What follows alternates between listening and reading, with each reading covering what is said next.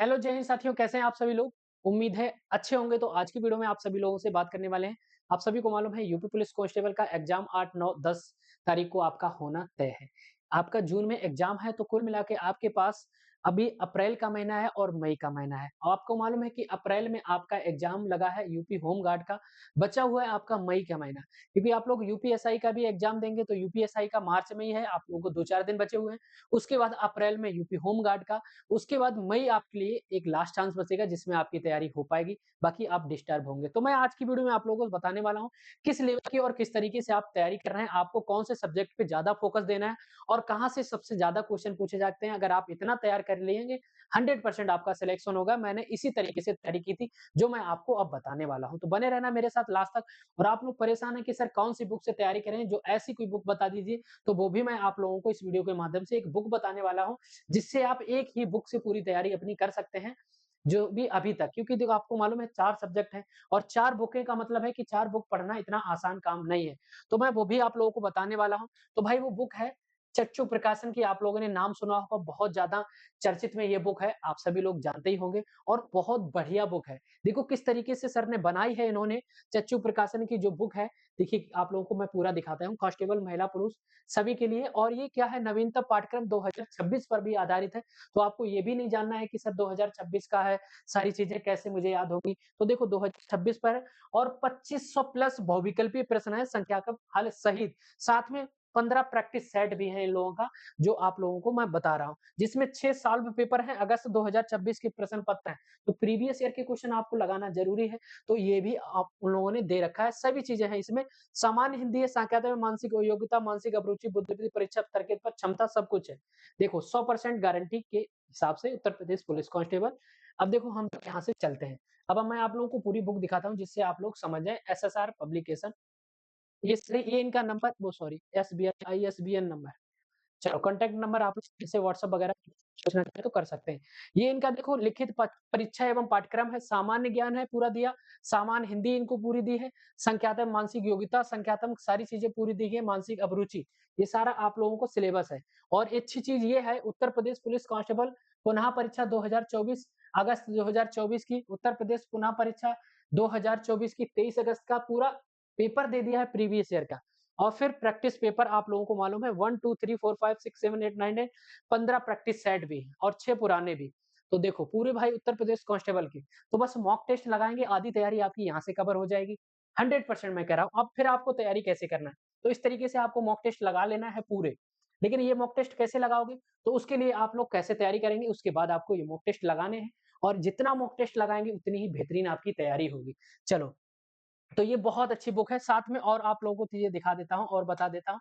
साथ में और एक चीज है, साथ में और इनका ये है, इनका कॉम्बो पैक, जिसमें आप लोग अगर अलग-अलग लेना चाहेंगे, जैसे आप लोगों को मालूम है कांस्टेबल महिला पुरुष भर्ती नवीनतम पाठ्यक्रम जो अभी मैंने आपको दिखाया है, और ये इनकी स्टडी गाइड है। स्टडी गाइड का मतलब है इसमें चारों सब्जेक्ट, आप 4 सब्जेक्ट आप लोगों को मिल जाएंगे, मैथ, रीजनिंग, जीके, जीएस और आपकी हिंदी, 4 सब्जेक्ट। और साथ में ये हो गया इनका मॉक टेस्ट। अगर अलग से मानसिक अभिरुचि की, अलग रीजनिंग की लेना चाहेंगे तो अलग से मिल जाएगी। और साथ में और अलग से आप ये लेना चाहेंगे जो है यूपी पुलिस के लिए आप लोगों का संख्यात्मक मानसिक अभिरुचि योग्यता परीक्षा। और साथ में सामान्य हिंदी भी है, साथ में सामान्य, वो सॉरी सामान्य ज्ञान है, सामान्य हिंदी, ये सारी बुकें इनकी अवेलेबल हैं। अब आपको मैं बताता हूँ तैयारी किस लेवल की कैसे करें और कैसे यहाँ तक पहुंचेंगे। क्योंकि देखो तैयारी करने के लिए आप लोगों को पूरा हर चीज पता होना चाहिए, है ना। तो भाई मैं आपको सटीक बिल्कुल जानकारी दे रहा हूँ जो इंपॉर्टेंट है आप लोगों के लिए। आपके पास पता है आपको मैथ पूछी जाएगी, मैथ के कितने क्वेश्चन होते हैं और रीजनिंग के, इन दोनों को मिला के आप लोगों के जो रीजनिंग के क्वेश्चन होते हैं, कितने होते हैं मेरे भाई, मैथ और रीजनिंग के टोटल 75 क्वेश्चन होते हैं। कितने होते हैं टोटल, 75 क्वेश्चन होते हैं, आप सभी को मालूम है। उसके बाद हिंदी के, उसके बाद रीजनिंग के, ये टोटल कितने होते हैं, 75 क्वेश्चन होते हैं। कितने होते हैं मेरे भाई, 75 क्वेश्चन होते हैं। तो इनका जो रेशियो रहने वाला होता है, कभी-कभी मैथ आपको 50 क्वेश्चन मिल जाते हैं, वो सॉरी रीजनिंग 50 मिल जाते हैं और मैथ आपके 25 क्वेश्चन ही मिलते हैं। इनका टोटल 75 क्वेश्चन का रेशियो है, लेकिन ये कम ज्यादा होता है कि मैथ वाला किसमें आ जाता है मेरे भाई, मैथ वाला रीजनिंग में डाल देते हैं। और रीजनिंग वाला कभी-कभी मैथ में डाल देते हैं। तो ये चीज़ें इनका रेशियो रहता है, मैथ कम रहती, ज़्यादा नहीं रहती। लेकिन जो सिलेक्टेड टॉपिक है वो मैं आपको बताऊँ, बस आपको ये पढ़ लेना है, तो आधा मैथ आपका कवर हो गया। देखो एक तो है समय एवं कार्य मेरे भाई, कौन-सा है समय और कार्य, ये एक टॉपिक अच्छे से पढ़ लेना। दूसरा टॉपिक है हमारा मेरे भाई प्रतिशत, ये आप पढ़ लेना। और तीसरा टॉपिक है लाभ-हानि, ठीक है मेरे भाई? लाभ-हानि। और चौथा आपको बताएँ, जहाँ से ज़्यादातर क्वेश्चन आता है मेरे भाई, लाभ-हानि हो गया और चौथा आपका हो गया मेरे भाई मासा-लासा, ठीक है मेरे भाई? मासा-लासा आपको पढ़ लेना है, ठीक है? जिसको बोलते हैं एलसीएम, एचसीएफ, ये पढ़ लेना है आप लोगों का। प्रतिशत हो गया और आप लोगों का ट्रेन, ट्रेन से 2-3 क्वेश्चन आप लोगों को मिलते हैं। ट्रेन हो गया, एक समय एवं काल, और एक हो गया हमारे पास क्या हो गया मेरे भाई, पार्टनरशिप मतलब साझेदारी, ठीक है? साझेदारी। और एक हो गया हमारा आयु संबंधी, बहुत ईज़ी है। तो ये अगर सटीक मैं आप लोगों को बताऊँ तो, ये आप लोगों के लिए बहुत इम्पोर्टेंट है, 4-5 चैप्टर, और ये एक-एक दिन भरे के, एक दिन में आप पूरा खत्म कर सकते हो।